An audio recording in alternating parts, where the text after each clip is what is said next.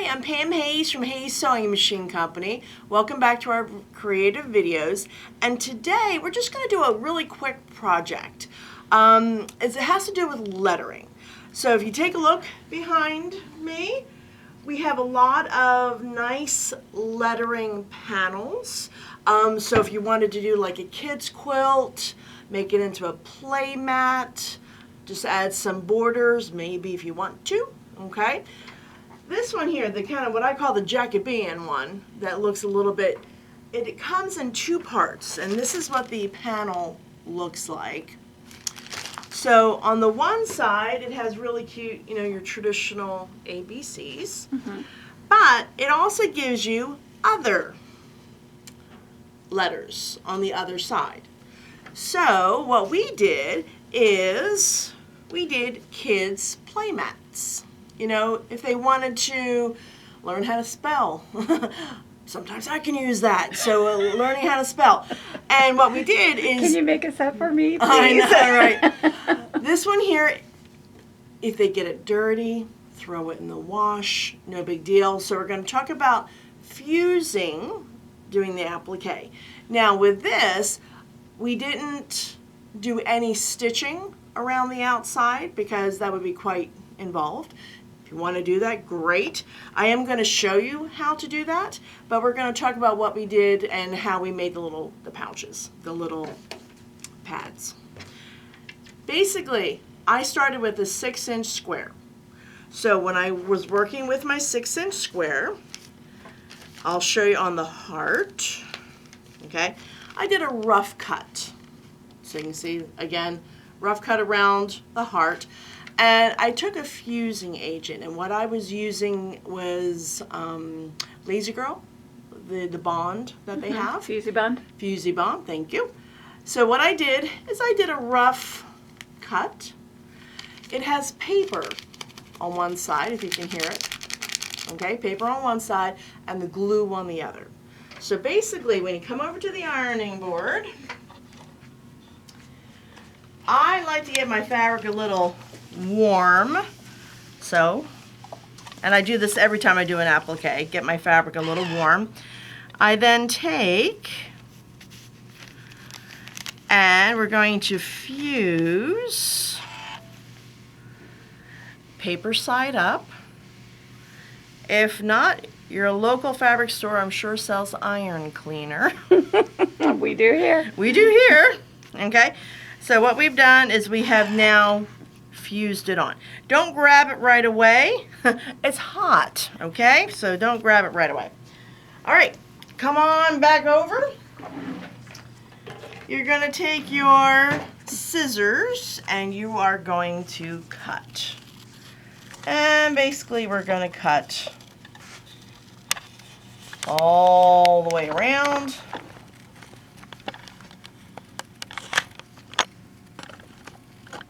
So when we're working with it, we're just doing our cut.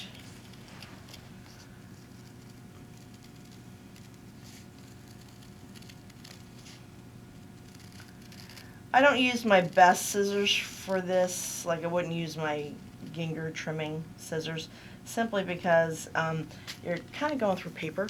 I think it might dull it a little bit. All right, so I take my 6-inch squares that I have, and you have 2 of them, one for the front, one for the back. You then take your heart, in this case, tear it like you're trying to tear your material, and it starts the paper ripping. All right, so I have the adhesive on the back. I am then going to line this up wherever you like to. I'm just going to kind of put it in the center. Loretta, you do not need to come back. And we're just going to iron it again.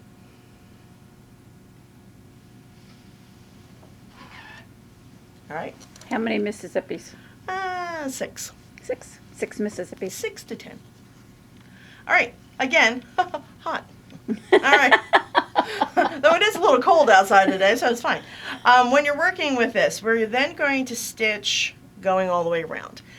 Now, If I was doing a satin stitch, you want to basically have some sort of stabilizer underneath so your fabric doesn't kind of go wonky on you, translated, crumple, so it lays flat. Tunnel it. Yep, tunnel it. So on this one, I am going to do my blanket stitch. And if you're not familiar with what a blanket stitch looks like, a blanket stitch is going to basically be a straight edge and then it zigs one bit over to the side. Now, could you use your regular foot? Absolutely. However, you'll notice your regular foot doesn't give you the best visibility in the world.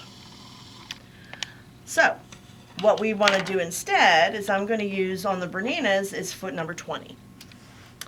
You'll notice that is nice and open so we can see what's going on. You'll also notice it has a pie shape little wedge to it. So if you're doing scallops, your filled in heavier decorative stitches, it's going to pass through that very easily.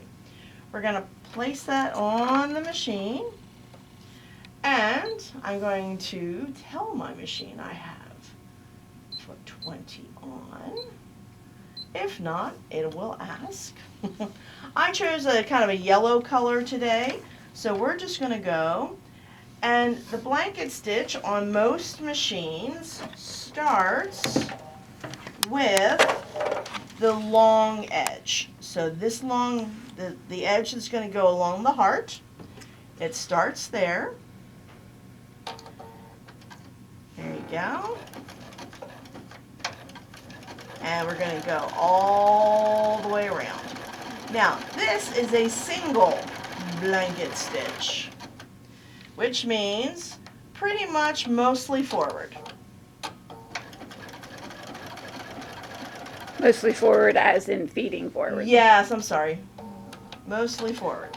Now, I'm going to do in just a second, the cardinal no-no, I'm going to change stitches because traditionally you would continue with the entire shape, the same stitch, but I don't think anybody will notice, and I'm sure you guys won't tell. Now, you'll notice when I'm working with this, if I need to turn the corner, when you're working with it, always stop on the outside edge, as opposed to when it's in the material, in the applique. Why is that way you'll get a smoother looking stitch. And again, we're going to go around, lift it up. If I was working with a stabilizer, I felt the need, my fabric was particularly kind of thin and I wanted to make sure everything was laying flat. If I was just doing the single blanket stitch, my choice would be something like Sulky Totally Stable, which you could iron on temporarily to the back, or Tear Easy. On those, the lighter weight stitches like your feather stitches would do a great job. Now, I'm going to change stitches. Like I said, you guys won't tell, right? I won't tell. I won't tell. So with this one, it's going to also be a blanket stitch, but it's going to be like a triple one. It's going to be a little bit more robust. So you'll notice, can you see how it's doing a lot more backwards and forwards motion? All right. So got a little cha-cha. It has a little cha-cha. So it depends. Do you want your blanket stitch to be merely functional, or do you want it to say, hi, I'm here? So totally your choice. I just wanted to show you both so you got an idea of what you would like. And again, when you're working with it, always stop on the outside. And what's nice is it will appear heavier, a heavier stitch, without you having to change the thread, which is nice. You don't have to worry about getting a top stitching thread or anything like that. Well, this looks a little more like you did it by hand. Yeah. Yes, hand, a 4-letter word. 4-letter word, yes. Yes, it does have that look of having that heavier thread. Now, the thread that I'm using today is simply a 50 weight, my standard sewing something together. However, if you wanted it to be even more luxurious, do an embroidery thread. An embroidery thread would be something that would be a 30 or a 40 weight thread. And a lot of times they'll have a little bit more of a shine. So I'm just turning it around. And on the straightaways you can get a little bit more speed. Remember, did I do this for the letters? The answer is no. I did not do this for the letters. And we're just going to make the blocks. But a simple shape is nice. Alright, now I want to tie it off. So I'm going to use Bernina used to have growing up in Philly, it looks like a soft pretzel. It's the knot feature. And we're going to it's going to do one last stitch, and it's going to stitch in place. All right. We're going to take, and I don't know if you can see the difference. Give me just a second. I'll stop moving. That'll probably help too. Yeah, we can see it. Okay, see how a little bit more bold, a little bit more, I'm just there. Okay? Both are pretty. Both are pretty. It just depends on what you had in your mind. All right, put both your squares together. Remember how I said there's going to be two 6-inch squares is what we did. Okay, line them up. And I took some Warm and Natural batting. Warm and Natural batting is just kind of a nice option to work with. I'm going to work with a walking foot, though for this tiny section, I could probably get away with just doing it with a regular foot, or if you have your dual feed foot. And yeah, I put walking feet on all the time. There you go. There you go. All right, so we're going to go back to our basic straight stitch. We're also going to tell the machine that I have my walking foot on. That way it likes me a little bit better. Now, the only thing you're going to do when you line this up, because I'm not binding these, okay, or anything like that, so I'm just putting it together like a little pillow. I'll keep a little bit of an opening, and I'm doing this with a 1/4-inch seam. So what I'm doing is I'm just starting and coming forward 1/4 inch, and then straightening up, stopping 1/4 inch,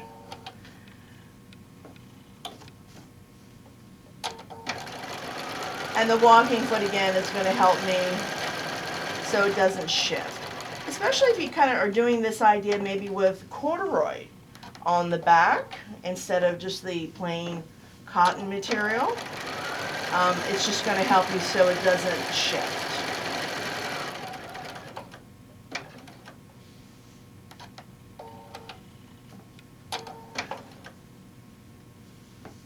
And we're going to sew all the way around.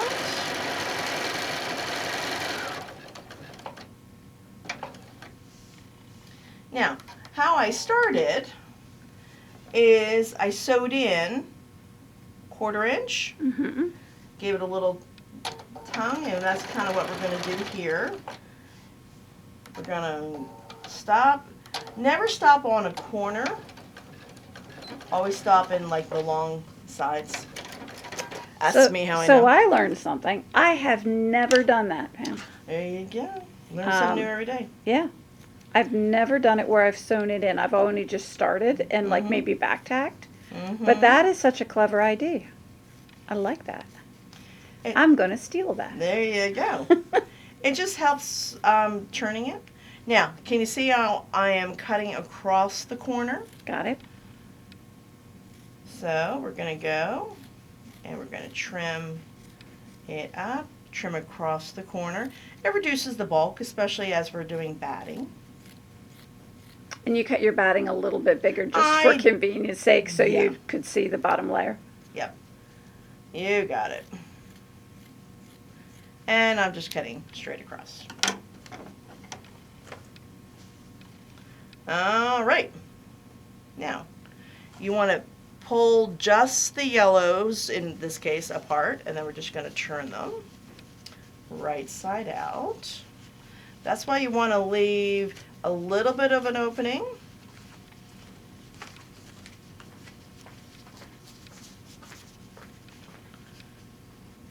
And there you go.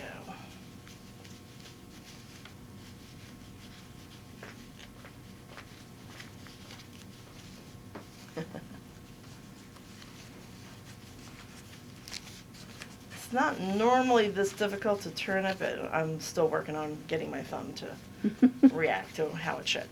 All right, now we want to do pokies. Okay, can you see how the corners aren't quite cornerish? So we have a point turner. I have one at home that's bamboo. I have one at home that's white.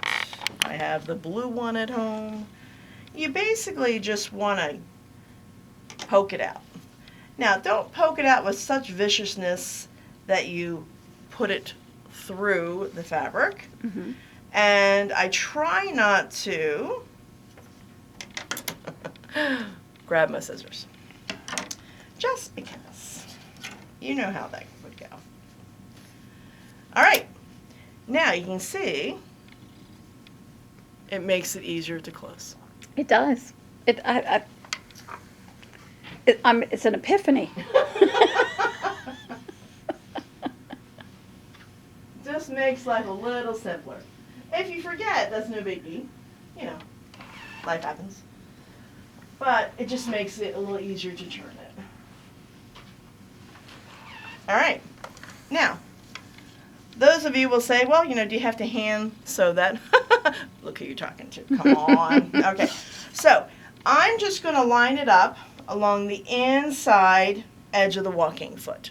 However, if you were like, I'm not sure whether I want to do that, you can get presser feet or soles that'll work on the bottom of a lot of walking feet that are out there on the market. Baby Lock has one that's called a dynamic walking foot that you can change the soles. Bernina has one, and it is, get this official in English. There you go. Interchanging sole for walking foot number 50. Okay. Basically, it has a guide on it. Can you see the metal guide? Okay. And that's what I would run along the edge. Okay, and then just move your needle, which is what I'm not going to worry about moving the needle because I'm not using that. Increase your length of stitch a little bit, so I would go to probably about 3 in length to close it up. And again, I'm just going to run it along the inside edge. If you are not using a walking foot, be aware that they have presser feet, that most companies have presser feet that have guides on them, like a blind hem foot if you have one of those. Bernina has an edge stitching foot, number 10. And you're going to line it up. And I'm just going to sew around and lift it up. So it's a nice quick project. And if you are going to be doing the letters, the alphabet, just be aware that you're going to be doing, 26 of them. At least if Is you're that doing... many? Is that how many letters there are? Yep. All right, I'm going to do a little back stitch when I get to the end. Cut my thread. And there you go. So I have a little, my little heart. Trim it up and you're good to go. Lovely. Okay. Now, if you found that it was shifting a little bit too much, so say you were working with your, again, I'm going to do the letter D. Yeah, that's right, the letter. I almost said number D. Letter D. They make a stylist.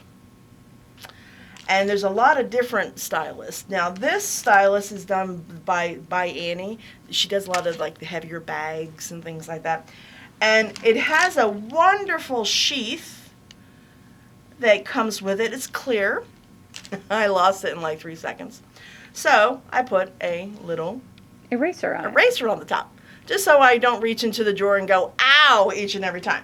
Now, how this would work, again, we're going to do the same coming in. So come in about whatever your seam allowance is. So I'm coming in about 1/4 inch. I like to back stitch a little bit. All right, raise it up. Oh, I started on the wrong side, but that's okay. We'll work with it. All right, this guy. Can you see how he's going to help you? So it's has that sharp. Is it sharp? Yes, it's sharp. So you're going to go, and you can see how you can keep your hand there, and it's wonderful for guiding. So if you are having troubles with your hands, you find that it's not kind of working well for you, can you see how it's like a really nice tool for you to work with? You can get close and you don't have to worry about getting your needles, your finger with the needle. And again, you see how it'll help push it through. Mm-hmm. Okay. The other cool thing about that one, because I have that at home, mm-hmm. is the other end of it. So sometimes if you can flatten your seam allowance. Yeah, so like if you're doing small piecing, paper piecing, that kind of thing, and you don't want to have to hop up and press every time, use the other end on that. I love that tool. All right.